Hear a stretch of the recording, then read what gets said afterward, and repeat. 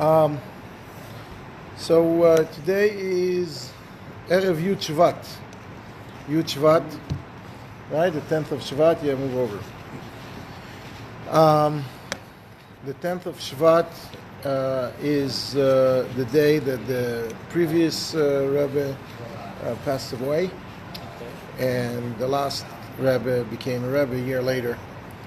So it's a auspicious time. It's a special time for us, and it's like it's a new beginning. It's a new beginning. So we are in Sefer Shmuel I, first book of Shmuel, chapter 1, pasuk 25, and what's going on today? I mean, there's some elections or something. All right. So we're in pasuk 25.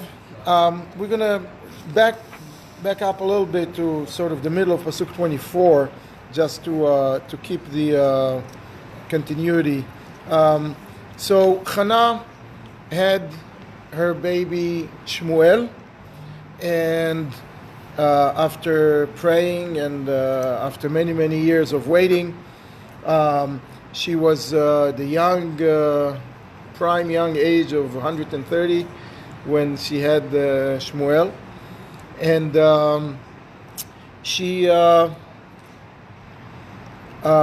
brought him after 2 years. When he was exactly 2, he finished nursing. And at that point, she brought him into to Beit HaMikdash. Before, as she was praying and she was promising to God that she really doesn't, good evening. She's not looking for to basically for her own good. She's looking for the good of the people. She's looking for a mensch, for a special person who can lead, who can help the Jewish people come from under the threat of the Philistines, the terror of the Philistines. And if God just listened to her and give her that child, she's going to try to convince him. Some people say it was more than that. She actually made a vow to give him to be in Beit HaMikdash as a Levi, to serve his God forever. Now, obviously, a person does not have authority over another person to, I cannot contribute you for, forget about for the rest of your life for 5 minutes. I cannot, it's you have to do it. But a young kid, the parents, the father specifically, has the ability to make promises on his account, on his cheshbon. And as they grow up and become young adults, they can make their own decisions, should they continue or not. But in any event, here Hannah is stating the promise, and most say that she convinced Elkanah, her husband, to go along with that promise. So now it's time to fulfill the promise. Shmuel is 2, stop nursing, bringing him to Yerushalayim, and trying what? Shiloh. I keep saying Yerushalayim. Shiloh, bringing him to Shiloh. Pardon my. Yeah, thank you. And trying to convince, which we're going to see how complicated that became. Trying to convince the parted B, which is Eli HaKohen, the leader of the Jews at the time. He was the shofet of the time, the high priest, to take him in as under his wings, so to speak, and a 2-year-old. So that brings us to the middle of pasuk Chaf Daled 24, which saying that she took him along to Shiloh. She brought in the oxen. She brought in some flour. She brought in wine, all in order to for the ceremony to Some was to thank God, some of them to fulfill the obligation when you go up to in Shalosh Regalim to see God in Bet HaMikdash. And she brought him to Shiloh, V'teviyehu Bet Hashem Shiloh. And then there is a strange two words there, V'anar nar, and the kid is a kid, the boy is a boy.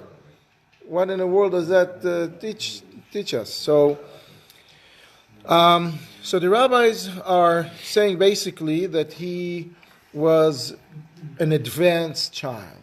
He was 2 years old. Nar is the Hebrew word. In modern Hebrew, you call a teenager. Right. You know, a teenager is a nar, right? Well, he was younger than, he was 2 years old. He was a yellow, was a kid, was a baby, right? But he was extremely advanced. He was extremely beyond his years. He actually had a deep understanding, and she saw right away that she has a miraculous child, a special child. And why is this fact being expressed with those words, va'anar now? So, nar has several other similar words that come from that root. One of the words is lena'er, is to shake. He was very, very strong and smart, mind-wise. He was as a child. He was not the healthiest. He was sort of on the weak side. Partially, probably because he was born prematurely. He was born at 6 months and 2 days. But he was not. He was a frail child physically, but wisdom-wise, he was intellectually. He was able, in any conversation, to shake things up. Very smart, like to keep you on your toes, at all times. So that's why that's one of the explanations was va'anar nar. The child can shake things. That's number one. Number two, nar is also similar to the word er, to wake, to be awake. So to signify that all of his capabilities and attributes and strengths all were woke up early in life. Typically when someone is a very successful person, it's not exactly shining when they do, When they do, they might not, the surroundings won't understand them, they won't get what they need, and, there will be trouble kids many times when they're young. Here, right away, it was visible to everybody that something woke up here, this is a force, an up-and-coming force. So that's va'anar now. Why is it so important to tell us this now? We were saying, we're bringing him, and, why is it so important to... Because it's hard to imagine a 2-year-old. It's hard to imagine, yeah, that's one reason. Another reason is because we have brace yourself, we're going into one of those rides that are, that you need a seatbelt for. And that starts in the next pasuk. Vayishchetu et apar. And they slaughtered one of the oxens, all right, in order to thank, this was the thank you offering, the korban todah. Vayaviu et anar el Eli. And they brought the child to Eli. Now, we're going to pause here for a second, and we're going to learn a piece of Gemara. A piece of Gemara from Masechet Brachot, in page 31. It says, "Vayishchetu et anar vayaviu et anar." I'm starting from the middle of the subject here, just in order to get us, this is the pasuk that's mentioned. So the Gemara is asking, it seems that there is a connection between the beginning of the sentence and the end of the sentence. The beginning of the sentence is saying that they slaughtered the ox, right? And the end of the sentence is saying that they brought the child to Eli. And it seems that there is a vav over there. It seems that they're connected because they slaughtered the ox, they brought the child to Eli. Doesn't seem, what's the connection here? That's what the Gemara is asking. So the Gemara is answering that what happened is that they brought the child to Eli, and they brought the ox as well, and Eli was telling them, please go find the Kohen to slaughter this offering, this ox. You're allowed to offer an ox? Yes. It's a blemished animal. No. Ox, why?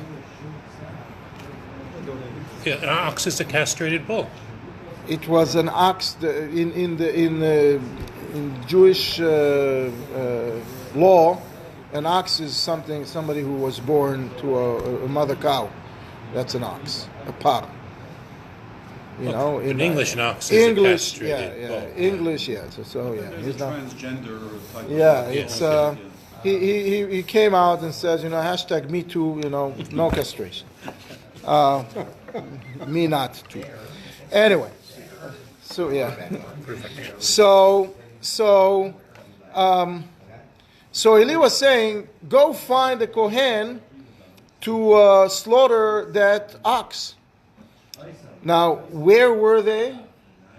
They were in Beit HaMikdash, right? Bringing the ox as a sacrifice. Now, Eli is a Kohen himself. This is the Mishkan in Shiloh. Mishkan in Shiloh. But it's also called Beit Hashem. So that's the previous pasuk. So in Mishkan Shiloh, so he was there. Well, he is a Kohen himself. Why go find someone else? Question number one.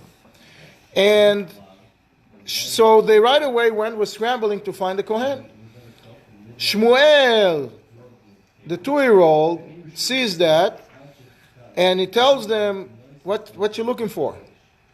What do you need a Kohen for? You don't need a Kohen in order to slaughter the animal, because the slaughtering part is okay to do by anyone.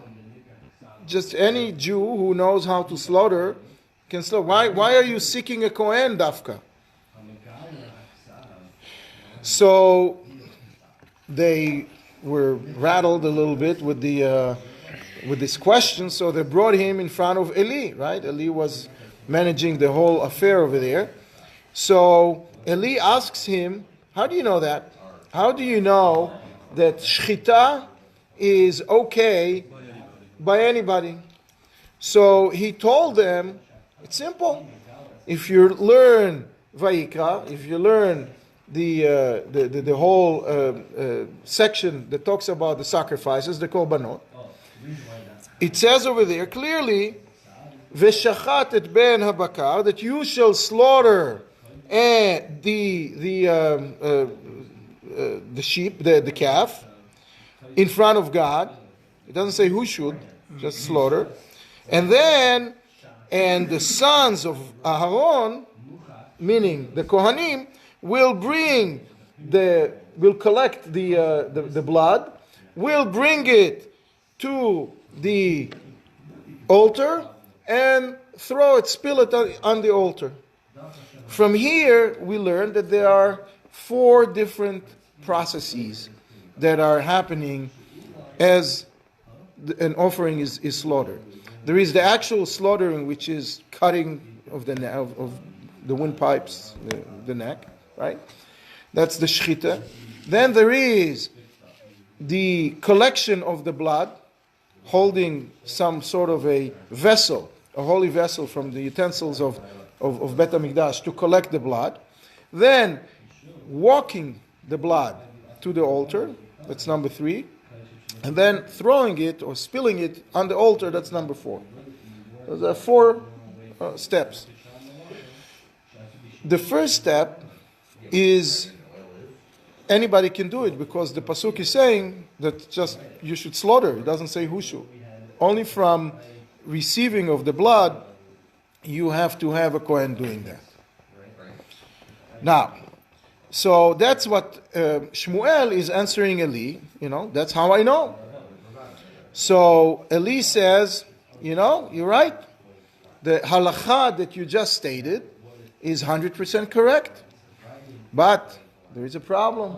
And the problem is that a student is not allowed to state a halachic statement, a halacha, in front of the rabbi. And it's such a severe prohibition that a student that does that is subject to death penalty, not by humans, by God, but, it's like some sort of a curse that fall on the person because they didn't respect the rabbi, which is very odd. Why is that? So why did he ask him the question? Exactly. There are a lot of layers here. And we're talking about a 2-year-old, right? Mind you. A 2-year-old suddenly is chayav mita, has a death penalty. Very strange stuff, right? So Hannah, let's just finish what the story in the Gemara, and then we'll try to understand what's going on here. So Hannah, raises hell. She stands up and says, "No, what's going on? No way. And she starts explaining to him, and that's the explanation of the next psukim, which we're going to learn in a second. What's going on? This is the lanar hazeit palal. This is the boy that I was asking for, and I was the woman that was standing with you. If you recall, a few months ago, and I was praying and I was asking, So Eli gave in and did not, he forgave the child for touching his honor, and it was okay, and sort of we continued. Everything went back to normal. But as we saw, there are many holes that are not understandable of what's going on here. So let's fill in the holes, okay? Now, first hole to fill is, did he not know? Eli didn't know the halacha? There are many. So, let's just understand the whole idea of what a Kohen supposed to do in Beit HaMikdash. So they have a specific set of jobs to do in Beit HaMikdash, right? And it's very well defined. Now, when they do the job, when a Kohen is serving God in the temple, they are obligated to wear 4 pieces of clothing: a pants, a shirt, a hat, and a belt. 4 pieces of clothing. The high priest have 4 more, doesn't matter right now, but 4 pieces of clothing. Now, the pants are pants, the shirt is a shirt, the hat is a hat, the belt is special. What's going on with the belt? The belt has shatnez in it. What is the shatnez? It has linen and wool interwoven together to create one belt. Not allowed to wear it outside, not allowed to wear it by anyone, right? Except that there was a special special permission for the Kohanim, because it was a beautiful belt. For whatever other reasons, it was supposed to be that way, and there was a permission for the Kohanim to sort of override the problem of shatnez. Now that permission to override the shatnez was only allowed when they were serving in the Beit HaMikdash, when they were doing something that was absolutely necessary to be done in Beit HaMikdash. When they were on their break, having their lunch, going to have a cigarette or whatever they did on their break, they were not allowed to wear that gartel, that avnet, that chagura, that belt. They were not allowed to wear it on their break. So what they did is they would take it off, just to take a belt off. It's not a big deal. So before the service, they would put it on. They'll do what they need to do. They'll take it off and do their thing. So Kohanim in Beit HaMikdash, in the temple, were very busy, especially on those occasions when all the Jews came to visit. You had a lot to do, So they were doing all the jobs, all the services that were needed on that day, And therefore they were walking around with their avnet, doing those jobs with the belt on. The job of slaughtering the animal is not something that is required to be done only by a kohen. Anybody can do it. Therefore, it's not a special service. It's not considered a special Kohanite service that has to be done with the foreclothing. And in fact, it's not allowed to be done with the 4 pieces of clothing. So they had, if a Kohen is to slaughter the animal, they must take the avnet off. Now you walking around in Shiloh, when all the people are coming, you see a bunch of Kohanim, they're all wearing avnets because they're all wearing the gartel because they're doing stuff that's necessary. Now go find someone who's on his break or took it off. So that's what they were doing, running around looking for a Kohen.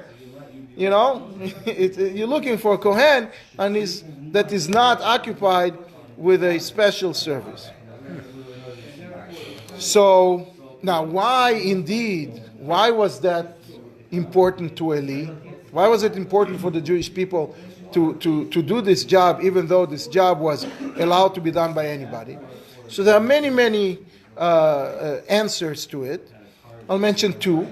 One answer is that if you recall, when Moshe Rabbeinu passed away, the Jews were so upset that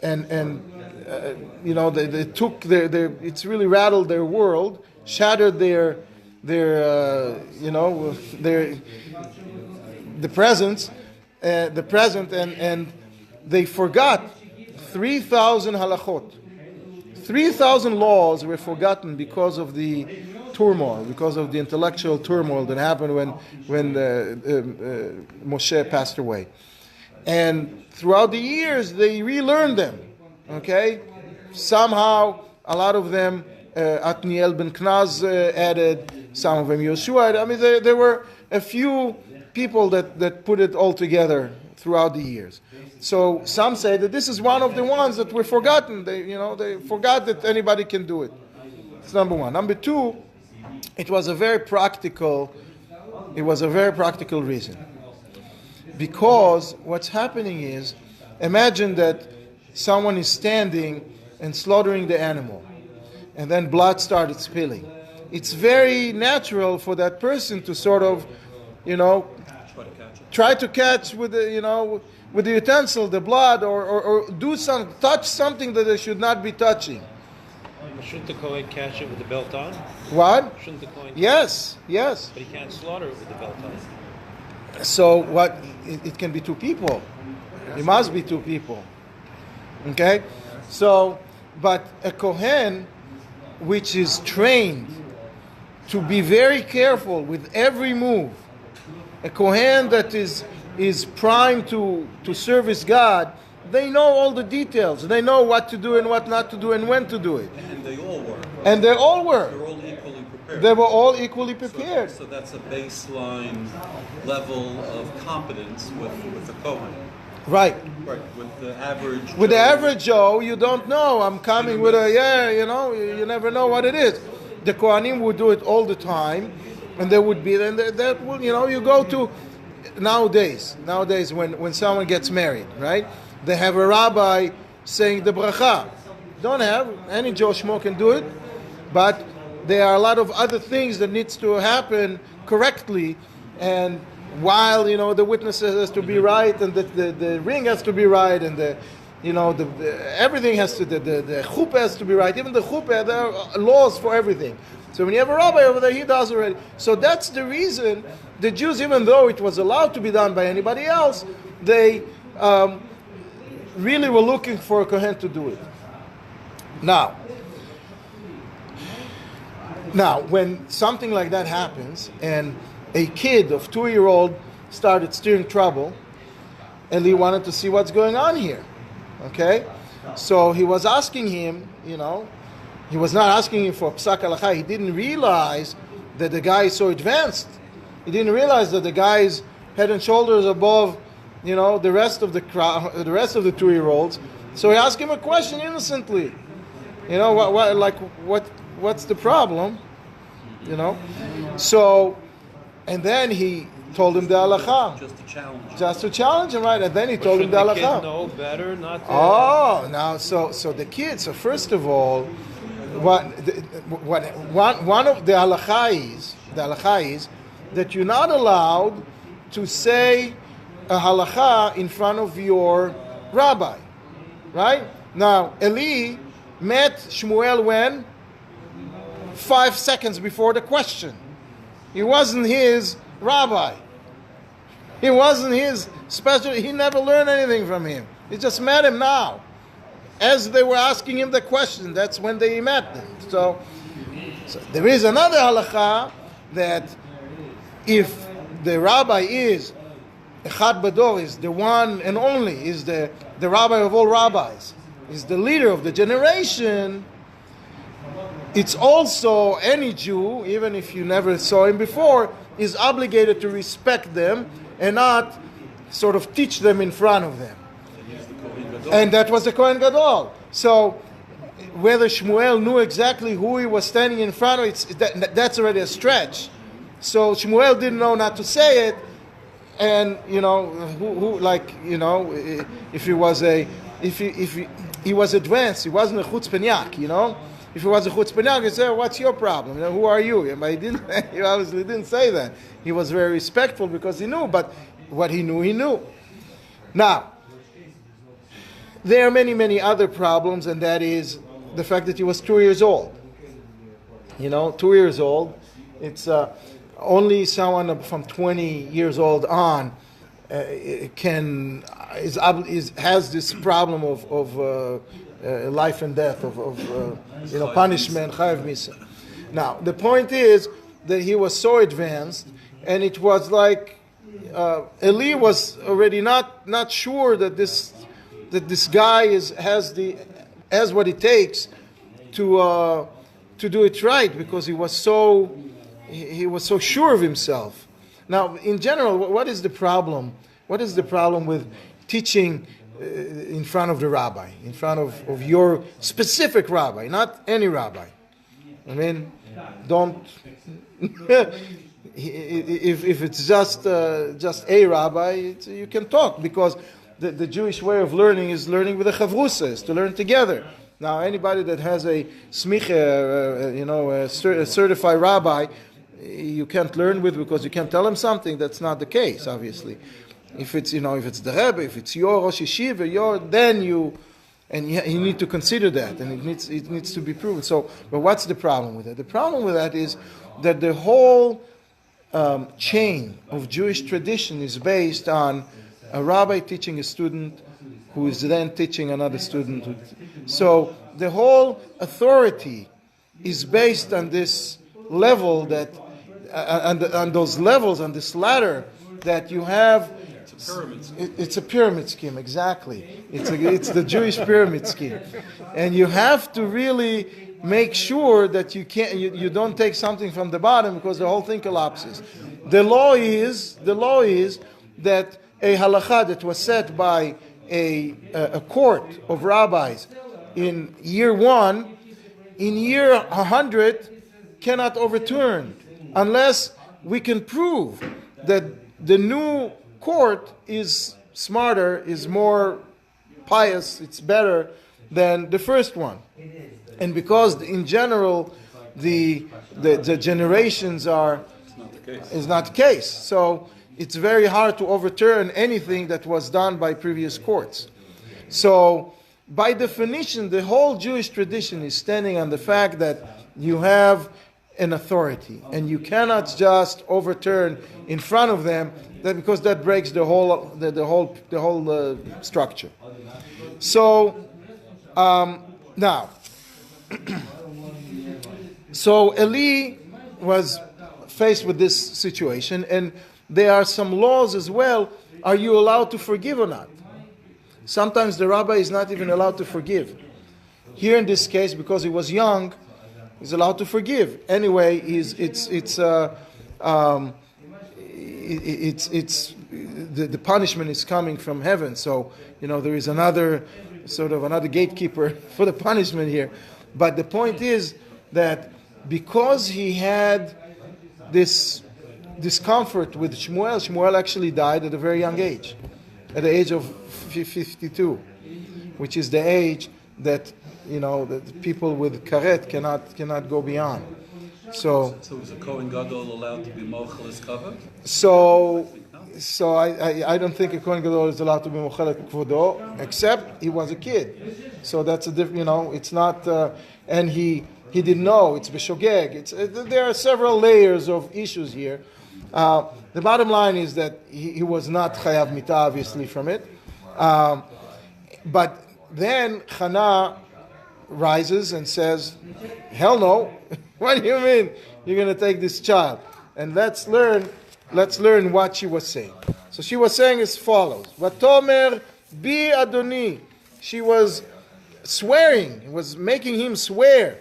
Chei nafshecha, in your life. I'm sort of swearing in your life. Be really, really, really careful what's going on here and what you do and what you allow to happen here.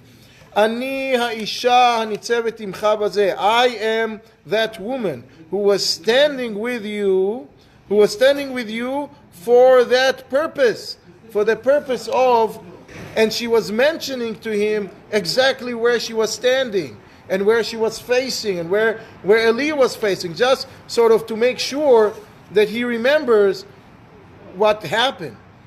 And what did we do together? Litpalel el Hashem. And we davened to Hashem, you helped me. Okay, you helped me, if you recall. And so what does Eli tells her? Listen, it's really not right what he did, and I will pray for you to get a son which is better than this guy. So she said, no. Elanar hazeh palalti. This is the boy I was praying for. I was praying for. And God answered my prayer. I really don't want another boy that's coming from your prayers. Let me keep the one that I got from my prayers. This is the one boy that I was looking for, and I got. Vayiten Hashem li et shelati. God gave me my quest, my request. He fulfilled it. Asher sha'alti mimo, the request that I asked him. So she was, when you try to, someone calls you and want to expel your child, and so you start there. Yeah, his father is a drunk, and I'm on food stamps, and the kids beat him up, and he broke his leg, and the house burned. I mean, you start giving a whole bunch of reasons. So that's what she was doing. She was giving a whole bunch of reasons. Remember, you helped me. Remember, I was standing here with you. Remember, God gave it to me. Remember, it was a whole miracle because I'm 130, and it's not. And I really want that child and no other. So now, after this, the first day at school, right? You walk in and you make the principal upset. Now she's asking the principal, please accept him, take him under your wings.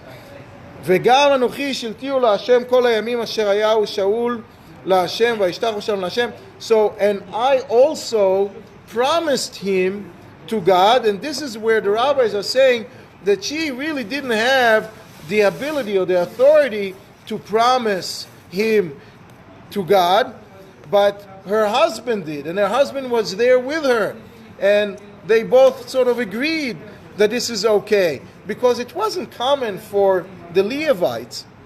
Shmuel was a Levite, Elkanah was a Levite. It wasn't common for the Levites to be in the temple 24/7, They would come, they would have their 2 weeks a year that they needed to be there, but not all the time. So Elkanah needed some convincing, So, but she did it, and so now she's asking Eli, please accept him. I want to lend him to God. I promised him, and then let's say he sort of agreed. He agreed, and then Vayishtachu Shalom Hashem, and they bow down. Who bowed down? So the rabbi says, some say Shmuel bowed down, some say no, Elkanah, who was there to agree to that this is a legitimate legitimate move by the family. It's not just a whim of Hannah. Now, there is a saying that when a tzaddik is saying uttering something from their mouth, even if it's with a condition, and even if the condition was not fulfilled, it happens. So he said that, we have a problem with Shmuel. Shmuel passed away at a young age, 52. It's young compared to the other judges. Some of them lived to be 80 more. And he also promised her other children. And we will see soon that indeed she had other children. She had 2 boys and a girl. She had some more children. So she was productive till close to her 140 years. Amazing. But all of that we will see. Now, okay. So this brings us to the end of chapter 1. And until now, we learned about Hannah. And Hannah was what? Was a woman that didn't have children, that was bitter because she didn't have children. She prayed, she davened very well. God listened and gave her the child. She raised the child and fulfilled her promise and brought him back to God. That's all we know about Hannah.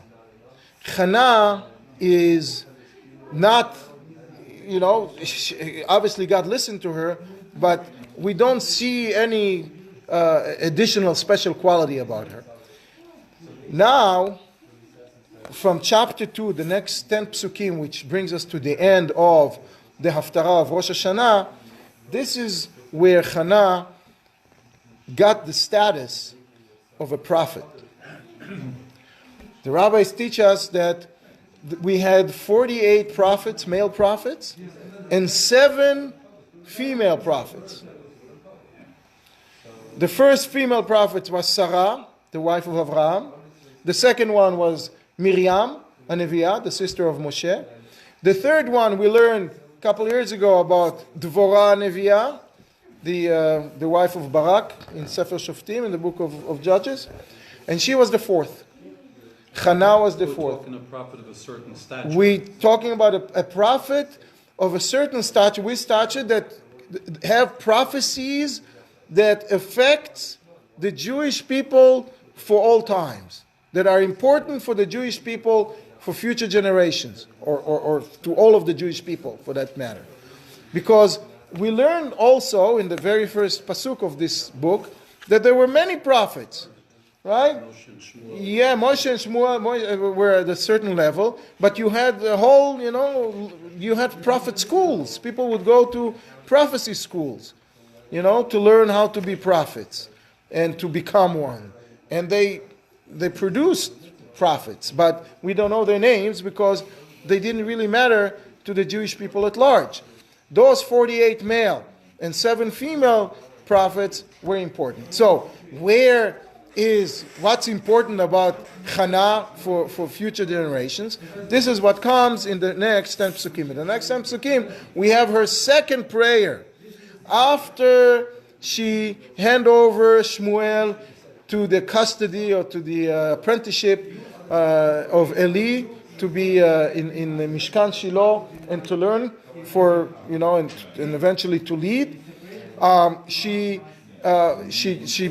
gave this prayer. Now this prayer is very, very special. It's like you're taking a prayer is like a highway to God. Now this prayer has many lanes.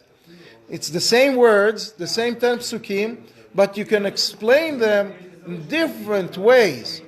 At least 4 different ways, which we're going to try to touch on as we go through those 10 psukim. One way is the basic, is the simple way. What she is talking about herself. She was thanking God for that specific occurrence that happened to her, the fact that she got Shmuel and he's alive and he's going to continue, etc. Number 2 is an overview of history. Each one of those psukim is part of the history of the Jewish people. She mentioned all of our greats in her prayer, which is something that we learn that is important to mention the greats, when we pray, when we say Shmoneh Esrei, we're mentioning Avraham, Yitzchak, and Yaakov. We're asking God to remember them, right? When we pray, and Rosh Hashanah especially, we have a whole section. Remember, please remember all of our greats in order to shine some of that merit unto us.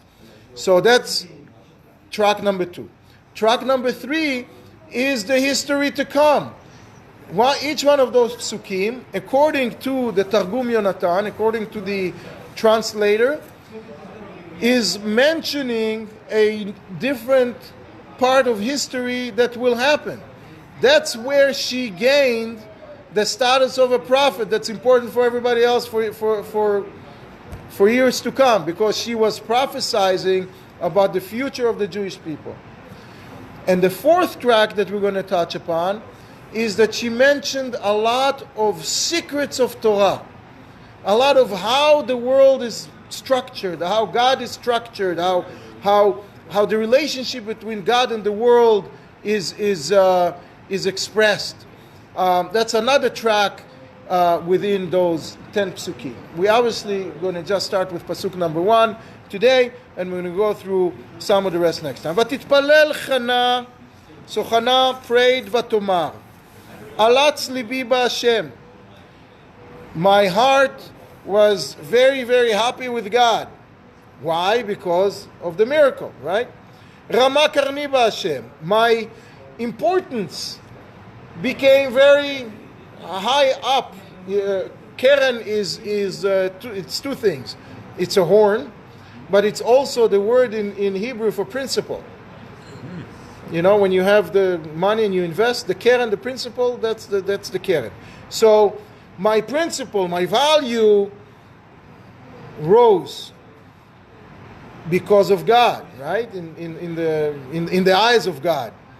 Rachav pi al oivai, my mouth opened up wide on my enemies. What is she referring to? Her enemy within, Pnina, the second wife of Elkanah, who was really opening her mouth and making her miserable. And now, you know, the wheel turned a little bit, and Pnina doesn't have much to say, and Chana has a whole bunch of material to be able to say to Pnina. Ki samachti bishuatecha. Now, when she's opening her mouth, she's not putting down Pnina. She's not in that business. She is expressing her happiness in the redemption of God, in what God gave her. So, in order to emphasize the importance and the amazingness of God. So this is track number 1. Track number 2, Alatz libi b'Hashem. I'm happy. That's the rabbis tells us this is Avraham Avinu, because Avraham Avinu, Avraham Yagel, Yitzchak Yiranen, right? We're saying that. So Avraham is chesed, is expressing happiness and song and openness. The Keren is talking about Yitzchak, Isaac. This is why we blow shofar on Rosh Hashanah. We're mentioning Akedat Yitzchak, we're mentioning the binding of Isaac. This is the shofar that came from the ram, or from the horn of the ram, right? Horn, that's Keren. So that's Isaac. Rachav pi al oivai, my mouth was open on my enemies. That's Yaakov. Yaakov had also enemies from within. Lavan, a family member, tormented him one way. Esav, another family member, tormented him another way. And he was sort of laughing all the way to the Torah with praising God because God saved him. So that's Yaakov. Ki samachti bishuatecha. I'm happy with your redemption. That's the story of Yosef, who was redeemed several times and kept throughout a positive attitude. So that's track number 2. Track number 3 is the future. The future is mentioned in Targum Yonatan. I'm just going to summarize it. It's a very long piece. As we said several times, the Targum has, in some key locations, don't translate what it says. It just gives you a whole commentary.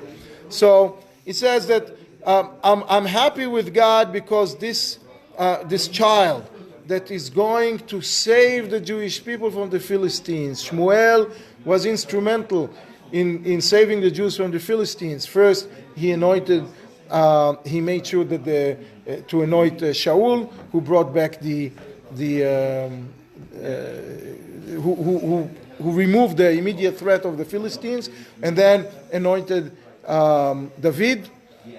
So that's number one. And then she mentioned the great-grandchild, Rama Karni Ba'Hashem. There are two ways of anointing a king. One way is to anoint them with what? With shem and with oil, but oil that comes from a horn has a special classification. That's the best type of way to anoint a king. So the king Shaul, who was anointed with oil, but not an oil that came from a horn, didn't last. And David, who came with an oil that came from horn, did last. So that's the keren. That's the Rama Karni. That's and then she was mentioning Rachav Pi, my mouth was open. Shmuel was a Levite. His grandchild, Haman. Shmuel had two children. The old one, his name was Joel, right? And he had a son called Haman. And this Haman dude, he was a poet, a famous poet, and he put together a lot of songs that were sang in Bet HaMikdash. And he had 14 children, 14 children who helped him sing as a choir in Beit HaMikdash. So that's the mouth that she is happy with Shmuel, again, for future generation. Ki samachti bishuatecha, she is mentioning the fact that the Philistines were very happy to capture the ark. As we're going to learn in chapter 4, the ark is gone. So very soon we're going to have a war, and the Philistines will win that battle for a short period of time, and they were very happy. But she is already expressing the end result, which is we're going to capture it back. God is going to redeem it back. Don't worry. And this is why it's important for future generations. We're going to talk about track number 4, which is a whole theological discussion next time.